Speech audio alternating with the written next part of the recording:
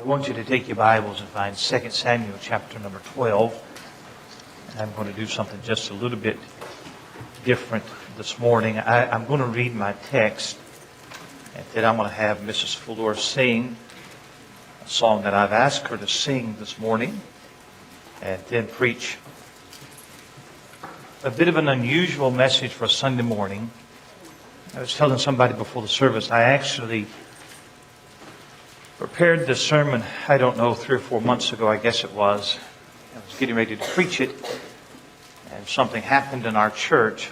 A lady in our church, Sister Bethany Young, lost a baby. And so I thought it'd be too sensitive, and I didn't preach it. And so I guess a few weeks ago, I was going to preach it again. And I had another young lady in our church, Sister Fellure. They lost their first baby, and so I stopped and didn't. And it seems like the Lord just kept bringing it back to my heart. In 1 Samuel chapter 12, the context is where David has committed adultery with Bathsheba. You know that story. And in chapter 12, the prophet Nathan has come to David to pronounce judgment. And in verse 13, David said unto Nathan, I have sinned against the Lord. And Nathan said unto David, the Lord also hath put away thy sin. Thou shalt not die. Howbeit. And I'm glad that God forgives sin. However, sometimes the forgiveness of sin doesn't always erase the consequences of sin. So David, because by this deed thou hast given great occasion to the enemies of the Lord to blaspheme, the child also that is born unto thee shall surely die. And Nathan departed unto his house, and the Lord struck the child that Uriah's wife bare unto David, and it was very sick. David therefore besought God for the child, and David fasted, and went in and lay all night upon the earth. And the elders of his house arose and went to him to raise him up from the earth, but he would not, neither did he eat bread with them. And it came to pass on the 7th day that the child died. And the servants of David feared to tell him that the child was dead. For they said, behold, while the child was yet alive, we spake unto him, and he would not hearken unto our voice. How would he then vex himself if we tell him that the child is dead? We don't think that David, I don't know how he's going to take the news that this little baby has died. But when David saw that his servants whispered, David perceived that the child was dead. Therefore David said unto his servants, is the child dead? And they said, he is dead. And David arose from the earth and washed and anointed himself and changed his apparel and came into the house of the Lord and worshipped. Then he came to his own house, and when he required, they set bread before him, and he did eat. Then said his servants unto him, what thing is this that thou hast done? Thou didst fast and weep for the child while it was yet alive. When the child was dead, thou didst rise and eat bread. He said, while the child was yet alive, I fasted and wept, for I said, who can tell whether God will be gracious to me that the child may live? But now he is dead. Wherefore should I fast? Can I bring him back again? I shall go to him, but he shall not return to me. I shall go to him, but he shall not return to me. This year, we will, or every day, there are over 3,000 babies that are aborted in America. And I've asked my wife to sing a song, and then I'm going to preach to you where the babies go when they die.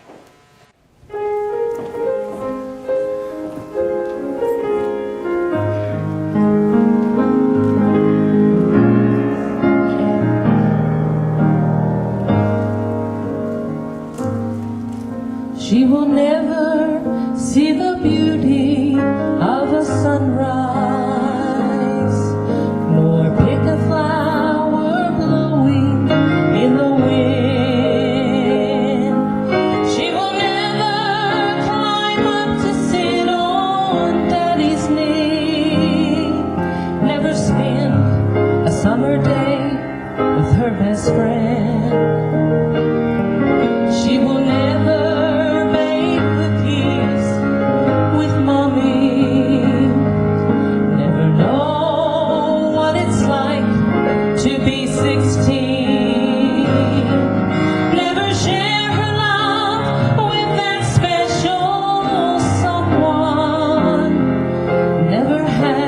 the childhood family of her dreams.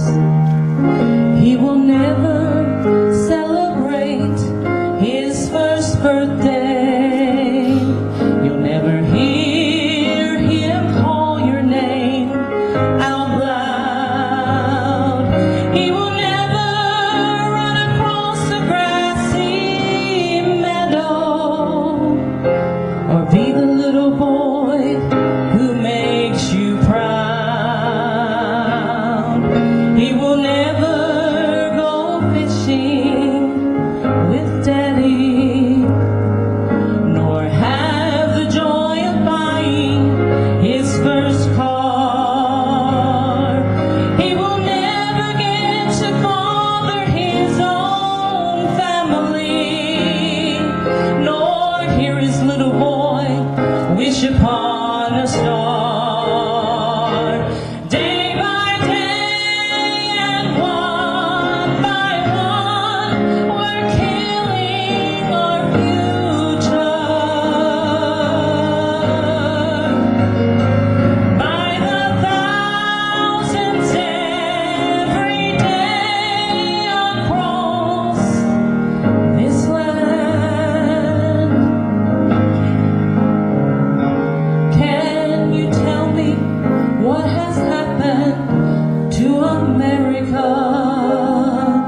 Is there anyone who dares to take a stand? We have the blood of little children on our hands. But in heaven, God is picking up the pieces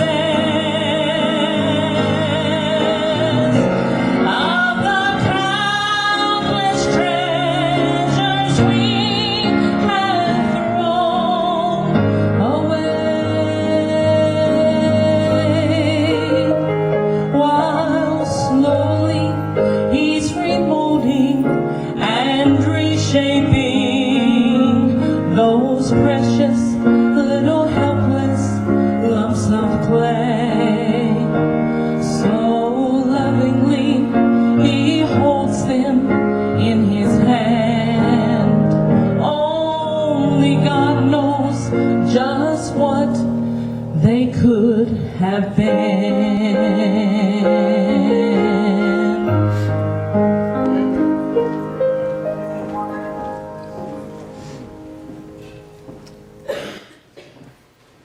How many of you, if I was to say the name Kermit Gosnell, how many of you would not know who I'm talking about? Let me see your hand. How many of you don't know who Kermit Gosnell is? My goodness, my goodness. Well, Aaron, can you put that picture on the screen for me? This is Kermit Gosnell. Okay. How many of you still don't recognize who Kermit Gosnell is? My goodness, my goodness. Kermit Gosnell is an abortion doctor who for the past 20 years has provided abortions to low-income, mostly black women in West Philadelphia, Pennsylvania. His abortion clinic is called Women's Medical Society. He's in the news because he is on trial right now for 8 murders. The prosecution, in fact, rested Thursday. Kermit Gosnell murdered thousands of babies during his time as an abortion doctor in successful abortions. By the way, I believe that abortion is murder. Amen. And so he, like many others, have murdered thousands of babies in successful abortions. However, he is not on trial for any of those murders. Kevin Gosnell is on trial for murdering 7 babies who were born alive during botched abortions. They estimate that there could have been probably hundreds, but is on trial for just 7. And a 40-year-old lady who died during a failed abortion. According to grand jury testimony and the prosecution witnesses of people who worked for Kermit Gosnell, this man could be the worst mass killer in American history. I've been following the court reports each day on this trial for 3 weeks now. They say that the sanitary conditions of the abortion clinic was filthy. Cats walked around in the operating room during abortions. The entire building smelled of urine. It's interesting that in 1993, the state of Philadelphia quit inspecting abortion clinics. And his clinic was raided in 2011, and Mr. Gosnell was arrested. And when they came into his clinic, what they found was a house of horrors. His abortion clinic shelves were lined with mason jars full of the feet of little aborted babies. And they found the remains of 45 aborted babies in jars and bags. The 7 babies that he is on trial for murdering were born alive, and of course in a failed abortion that would come out horribly deformed.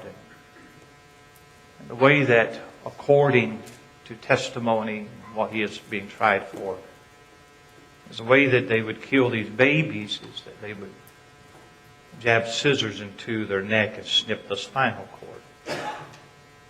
I want you to get that. Taking that baby and turning him over on the table and severing the spinal cord. Some were delivered in toilets and, were swimming around before they were killed. Karima Cross testified this week that she saw more than 10 babies breathing before they were killed. For his services, Kermit Gosnell made anywhere from $10,000 to $15,000 a day for aborting babies. You can take this picture down now. I hope that you're in shock by now. I hope that you're a little bit sick to your stomach. And I hope this morning that you would be disgusted and outraged at how anything like this could happen. Well, the truth is that our culture has become so desensitized to abortion that in time we will become accepting of the Kermit Gosnells of our world. You may remember that in 1999 there was a gruesome discovery in a hospital in Illinois where they found a utility room where some babies that had been aborted and had survived the abortion, and they had just put them in a utility room with soiled linens and left them there to die. That was in 1999. There was a great outreach after that, and so the year after that, in 2000, Congress passed a bill, Senate passed a bill. It's called the Born Alive Infant Protection Act. Basically, the Born Alive Infant Protection Act provides protection to all born babies, whether wanted or not. Your President, Barack Obama, was a senator at that time. He voted against the Born Alive Infant Protection Act, and we voted him in as our president twice. Last week, an official with Planned Parenthood said that she believes that the right to kill children should be extended beyond birth. Now, here's what ought to make you angry. Is everybody that raised their hand that has never heard of Kermit Gosnell. Why not? How many of you have ever heard of Newtown, Connecticut? Could see your hand. If I was to say Sandy Hook Elementary School or Adam Lanza, if I was to say that, how many of you would know? It was in the news recently. How many of you know what happened there? See your hand. Nearly everybody. Adam Lanza, 20-year-old, mentally unstable, insane man killed 20 children in a school. It was in the news media for weeks. In fact, it was the only news item for weeks. And because he used guns to do that killing, it provided an outlet for liberals to have such an outcry against guns. And they are pushing gun regulation, which is gun confiscation legislation through Congress, just as hard as they can. But I want to ask you a question. Is the news of hundreds of babies aborted in an abortion clinic, is that any less newsworthy than children shot in a school? And where are all of the liberals championing the cause of children? What about those children? Where is the memorial service for those 7 babies? Where's the president's statement condemning that outrageous behavior? I'm sure if Kermit Gosnell had taken those 7 babies out of the womb and had shot them with a gun, you would have heard about it. And I wish this morning, if nothing else, I wish that I could make you mad enough at CBS and CNN and ABC and Fox News and all the rest of them. I wish I could make you mad enough at them to go home and kick your television out. Amen. Why haven't you heard about that? I am not preaching on abortion this morning, but that bothers me. It bothers me. I've been following the story, and so it's been eating at me. And there's a passage in Mark chapter 10 about them bringing their children to Jesus, and Jesus taking those little children and touching them. And I'm glad this morning that Jesus does love the little children of the world. They brought their children to Jesus, and Jesus touched them. We have 2 or 3 ladies, I guess, in our church that are expecting, and there's nothing more joyous than to know you're bringing a baby into the home. And you already know it before you go to the doctor. The doctor just confirms what you already know. And then you have 9 months, maybe 8, but you've got just a little bit of time to fix the nursery up and buy all the gadgets and tools and diapers. And you got to decide on a name. And there's so much hope and joy that is wrapped up in the birth of a baby. But not every pregnancy ends in a joyous birth. The statistics are staggering at how many infants die every year. It is staggering at how many pregnancies end in the first and the second trimester, and then children that are born with serious birth defects and don't make it past the first year. It is absolutely staggering. When you add to that the number of children that are aborted every year, approximately 50 million babies have been aborted in America since 1973. They say 1.5 million babies a year. In China, far removed from us, but in China they have the one-child policy. Statistics say that 13 million babies are aborted a year in China. That's a staggering number. If you take those numbers, if you multiply it by 10 years, by 20, by 30 years, the untold millions of babies who never make it to their first birthday, and some that don't even make it out of the womb. And my question this morning is very simple. Where are they? Where do babies go when they die? I'm not going to debate with you when life begins, because I believe that life begins at conception. I'm not going to debate with you whether that little baby is a person or not. I'm not going to debate with you whether they have a soul or not. I believe that they do. I will say that a Christian who would vote for any pro-abortion candidate is probably not a Christian. My personal opinion. And I believe that every baby conceived is a person with an eternal soul, and their life and they're going to be somewhere. Now, when you ask the question, where are they? You only have three choices. Choice number one. They're all in hell because they were never saved. That's your first choice. Choice number two, they're all in heaven. Choice number three is they're split between the two. Some in heaven, some in hell. But they are somewhere. I believe that I can demonstrate from the Bible that every infant that dies before the age of accountability goes to heaven when they die. I believe that there is an age of accountability, though that phrase is not found in the Bible. But I believe that there is an age of innocence at which a child is not responsible for his sin because he's not cognizant of his sin. He does not have the mental ability to understand spiritual truth. Now somebody says, what is the age of accountability? Well, I don't believe that it is a set age. It's more of a condition of the mind and understanding at a particular age, like 4 or 7 or 12 or whatever it might be.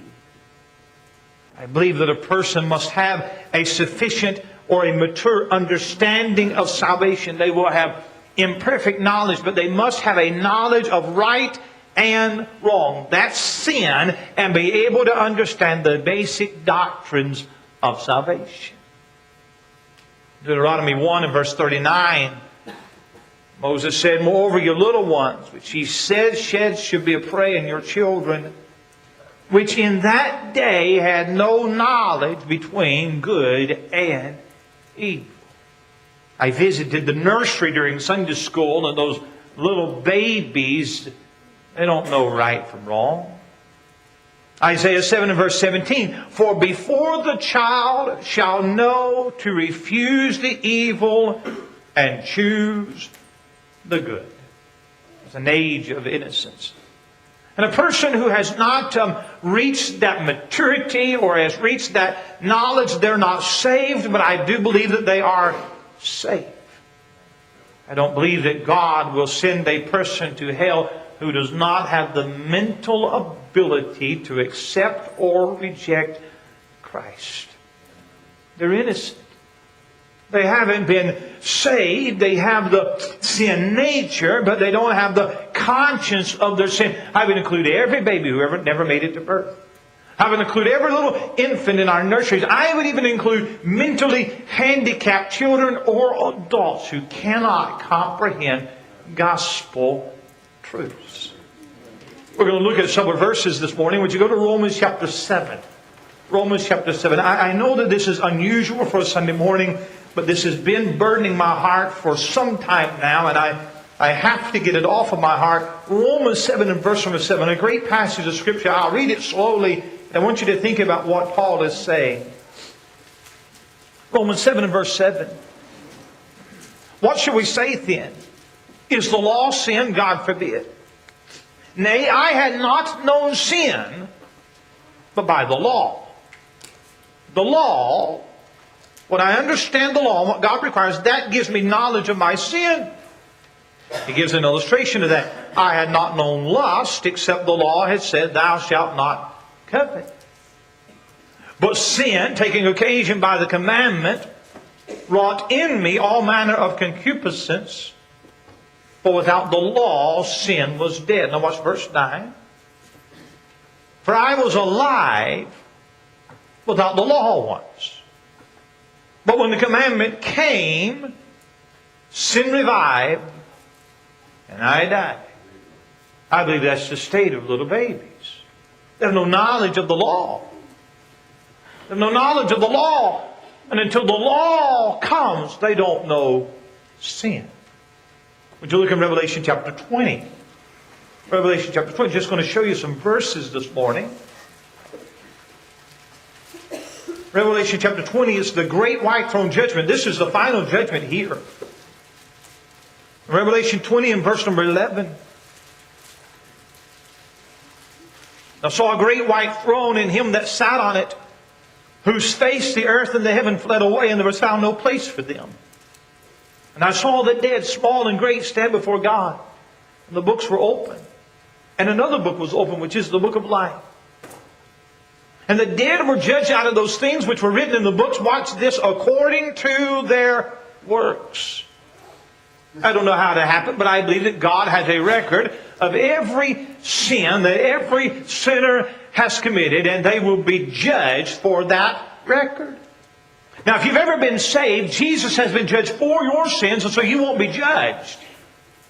If you've never been saved and you've never placed yourself under the umbrella of the cross and has accepted God's judgment of His Son for your sins, then one day you will stand in judgment for your sins. And they're not judged just because they have a sin nature, but they are judged because of their works. The works. Infants don't have a record. Those little babies that have been aborted, they don't have any works to be judged by. Jonah 4 and verse number 11, there are 6,000 persons, 120,000 persons that cannot discern between their right hand and their left hand. They're so young that they don't know anything. And I don't believe that God will sentence innocent children to an eternity in hell when they've not had a knowledge of the law and a chance to reject Him. If God sent an infant to hell, that infant's mind would be blank as to why he was in hell. And if it could not tell why he was being punished, the punishment would be absent justice. Look at Deuteronomy chapter 1. Deuteronomy chapter 1. I read this verse a minute ago, but I want you to look at it. They're standing on the banks of the Jordan River, getting ready to finally cross into the Promised Land. And Joshua is commissioning them in verse 38. Joshua the son of Nun, which standeth before thee, he shall go in hither, encourage him, for he shall cause Israel to inherit it. If you back up to verse 37, the Lord was angry with me for your sake, saying, thou also shalt not go in there. That generation that murmured and complained, they're not going to be able to cross the Promised Land, into the Promised Land. And Moses is telling the people that I'm part of that generation, and because I smote the rock, I'm not going to be able to enter into the Promised Land. However, in verse 39, moreover, your little ones, which he said should be a prey, and your children, which in that day had no knowledge between good and evil. When your fathers were murmuring in the wilderness against God and they were getting God's judgment upon their head, your children didn't know what was going on. They didn't know the right and wrong of murmuring and sinning. Your children, which in that day had no knowledge between good and evil, they shall go in thither. And unto them will I give it, and they shall possess it. He recounts the sins of the fathers. It says you're going to die in the wilderness, but because your little children had no knowledge of right and wrong, they're going to possess the land. He's saying that those little children that don't have any knowledge of sin, they don't have the same culpability as the adults. They have a sin nature, but they don't understand depravity and righteousness and right and wrong. And the principle is that God does not punish children who are innocent. He blessed their innocence. Do you see that? Look in Job chapter 3. Job chapter 3.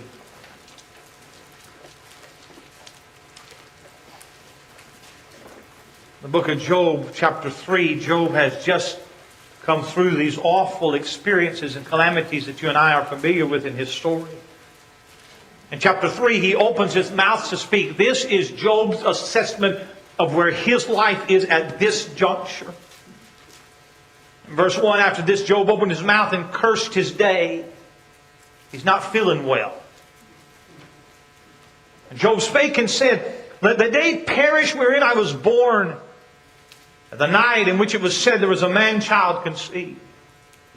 Let that day be darkness, let not God regard it from above, neither let the light shine upon it. He curses the day that it was born. Well, Job, what's so bad about that day? Verse 10. Because it shut not up the doors of my mother's womb, nor hid sorrow from mine eyes. Why died I not from the womb? Why did I not give up the ghost when I came out of the belly? I wish that I'd been stillborn. If God was going to put all of these things in my life and all of this pain, I wish I'd have died the day that I was born. Verse 13. For now, if that would have happened, for now should I have lain still and been quiet. I should have slept. Then had I been at rest. Verse 17. There the wicked cease from troubling, and there the weary be at rest. That's what Job was saying. If I'd have never been born, if I'd have died at childbirth, or if I'd have been stillborn, I would be in a place now where there's no wickedness and where the weary are rest. Job's belief in this chapter is that if he had died at birth, he would have gone to a better place than this earth. If he believed that he had gone to hell, then that would not be so. As you go back to 2 Samuel 12, the passage I read just a minute ago, you know the context now. The baby has died 7 days old. The servants don't understand that why when the baby dies that David then ends his fast. He eats, he dresses, he goes about his business. They want to know why. And they answer in verse 23. He is dead, wherefore shall I fast? Can I bring him back again? Here's the hope. I shall go to him, but he shall not return to me. I don't believe David's talking about just being buried next to him, because what hope is there in that? I believe David believed that there would be a reunion. If that reunion takes place anywhere else but heaven, then why rejoice? In fact, if you'll go to chapter 18, in chapter 18, another of David's sons dies. His name is Absalom. Quite a different death than an innocent baby died. And remember that when the first son died, David had hope. But now another son dies. Chapter 18, verse 32. And the king said unto Cushai, is the young man Absalom safe? Cushai answered, the enemies of my lord the king, and all that rise against thee to do thee hurt, be as that young man is. Basically, it's just breaking news to David the king that your son is dead. And the king was much moved and went up to the chamber over the gate and wept. And as he went thus he said, O my son Absalom, my son Absalom, would God I died for thee. O Absalom, my son, my son.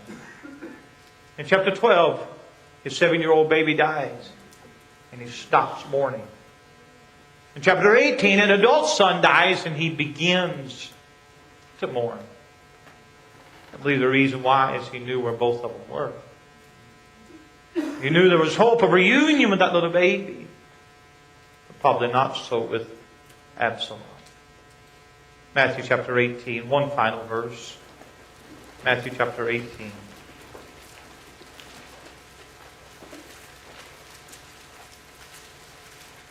Matthew 18 and verse number 1. At the same time came the disciples unto Jesus, saying, who is the greatest in the kingdom of heaven? Jesus called a little child unto him and set him in the midst of them. And said, verily I say unto you, except ye be converted and become as little children, ye shall not enter into the kingdom of heaven. Whosoever therefore shall humble himself as this little child, the same is greatest in the kingdom of heaven. A child can't do anything for himself to be saved, can he? A child has no accomplishments, no merit, no works. He cannot earn his salvation. And by the way, that's how you get saved. You come to Christ as a little child. But look, if you would, in verse number 14. Even so it is not the will of your Father which is in heaven, that one of these little ones should perish. It's a wonderful statement, isn't it? But how would you reconcile that statement if you believe that infants go anywhere but heaven when they die?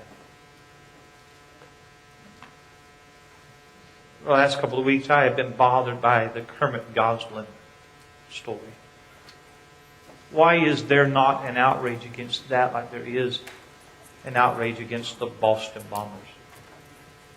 Why is there not an outcry in our land to shut down abortion clinics like there is to outlaw guns?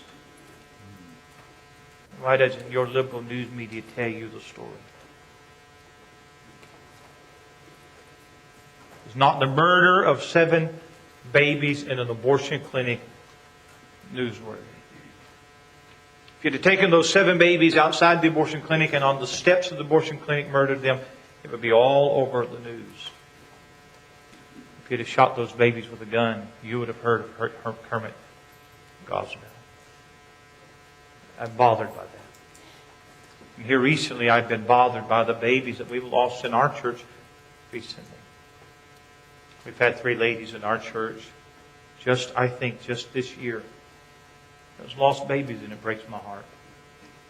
There's a song sung years ago and I almost had my wife sing it, and the reason I didn't is because I don't really think it's biblical. The song says Jesus has a rocking chair. I don't really think he does, but it talks about babies that's gone to heaven. It says Jesus has a rocking chair and he holds those precious babies with all such tender care. He takes the place of mom and dad. He's the greatest parent a child could have. Don't worry about the children there. Jesus has a rocking chair. And again, I don't really think he does. But I do believe that Jesus loves the little children. And I believe that all of those children are in heaven, and I don't believe that they're babies anymore. And I don't know how they'll be in heaven. I don't know. I don't know if we'll be together. I don't know if we will know them in heaven. I don't know. But I know that in heaven the tears of this sin-cursed earth will be wiped away and all things will be made new. Amen. And in my imagination, it's probably not going to be this way, but in my imagination, can you imagine the youth choir in heaven? Amen. It would just be like God to have a children's choir of just those babies that were never given a chance to live. And then maybe on the chorus, all of those little babies that struggled for breath and never made it very far. And maybe one verse would just be the 13 million Chinese babies a year. I don't know. I don't know. But I know that every infant that dies is in heaven. Can I show you one other verse? Revelation chapter 7. Revelation chapter 7.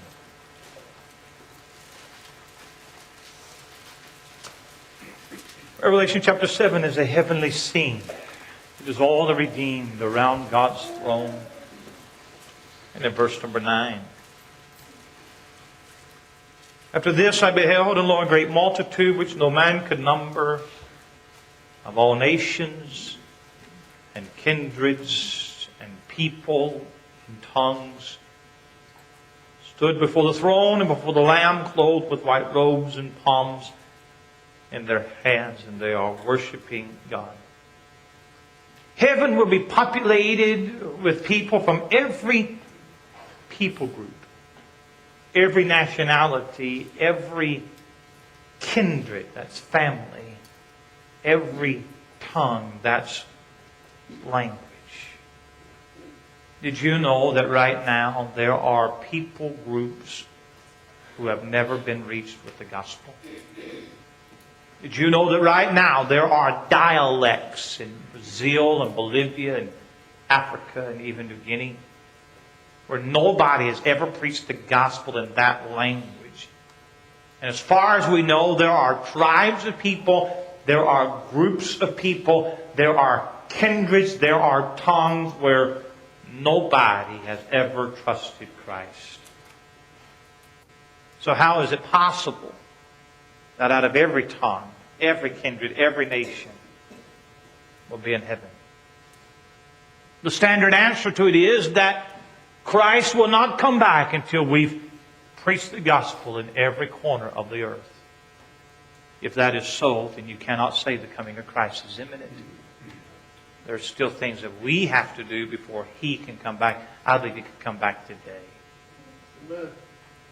I've wondered about that verse, and I don't know if this is the answer or not. But in every tongue, in every people group, in every kindred, there's been little babies that's been aborted, that's died in infancy, that's died at birth. And could it be that verse number 9, that in some of those groups and some of those kindreds and some of those tongues, could that be some of those babies that have died at birth? I'm bothered by the Kermit Gosnell story. I've been bothered in my spirit, and I've wept when Brother Justin came in the office the other day, and Sister Jennifer lost her baby, and I hesitated preaching this again because, and that breaks my heart. I was bothered by all of the dead children. I'm bothered by all of our living children. This morning when we meet in here, we have 3 nurseries. We have a children's church and a junior church. There's 81 children in the nurseries and different parts of the building today that's in children's church. And there's nothing more precious than our children. Nothing more precious. I told my wife yesterday what I was going to preach on, and I said, the problem I'm having is I don't have an application. We hear in homiletics class, you have to have a so what to the sermon, not just information, but an application. And I said, I don't know how to apply this. I know what I want to say. I know what the burden of my heart is, and I don't know how to end it. But this is how it ended for me. For me. Because when I sat in my office as a father and reflected on how serious a responsibility to raise my children for God. Yesterday we were out here at work day working. Quite a few guys helping us. And there's 2 little neighborhood boys, just little boys that were on one of these side streets here. They had little air pellet guns. They were on one side of the street, and Parker and a couple of the Hafley boys were on our side of the street, and had the street between them. I come around the building, and I saw those 2 little boys shooting at our boys with those air pellet rifles. Now, knowing my son, he may have antagonized. I don't know, but so I walked that way, and said, I saw you shooting them with air pellet gun. And I said, I recommend you walk away. You get your guns and walk down the street. And they wanted to argue. They wanted to talk back to me. And I said, tell you what, I'll just follow you home, and I'll just talk to your dad and tell him what I saw, if that's what you want me to do. And they walked off laughing, taunting, laughing. And I had to walk away. I told our boys, you get the other end of the property. And I thought, probably really wouldn't do any good to go home and tell their fathers. Because somebody's already failed here. No respect for authority, no respect for elders. Somebody has failed at fatherhood. And fathers, you have a responsibility to raise little boys to become young men. And little girls to become godly young ladies. And I ask you this morning, where are your children at? What concerns do you have for your children? Are you involved in their life, or are you just a guy that comes home in the evening, watches TV till you go to bed? Megan, where is Megan? Junior church? Megan's in junior church. Last Sunday, my youngest son preached in children's church, and Jacob and Nathan preached Sunday night, and Jacob is with my dad in Ohio in a meeting, and preached the other night. I guess Megan's teaching junior church, and I'm praying that God sends her a young man that she can love and support. She has a burden for missions. And so I prayed. Prayed this morning God would put her on the mission field somewhere. And little girls never give us a minute's problem. She's everything that I could ask for in a daughter. God make her a little faster would be nice, but other than that, it's fine. Are your children saved? Do you have confidence this morning that the family circle will be unbroken in heaven? Are your children spiritual? Do you know the spiritual temperature of the heart of your children? Are you satisfied with where they are in their walk with God? To bow your heads with me this morning.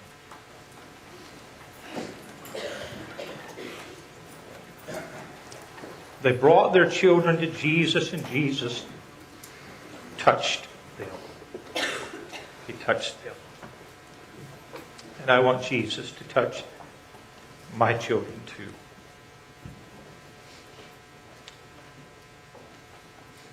Maybe the application, maybe the end of this morning, maybe we just get on our knees as we have 1,000 times before. Say, God, thank you for my children. And oh God, touch my children. Touch my children this morning.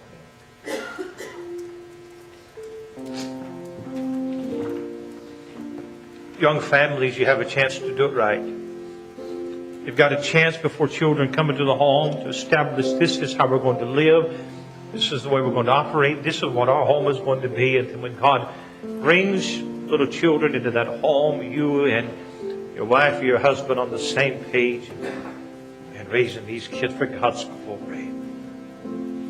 And one of these days, oh, the joy of having confidence in where your children are. This morning, if your children are not serving the Lord, maybe they're just babies, pray for their salvation now. Pray for it now. Don't ever quit praying for your children. Maybe you need to evaluate how you are as a father or mother. And I told my wife something the other night about my relationship to Parker, something that I've been, as a father, struggling with that I've got to work on.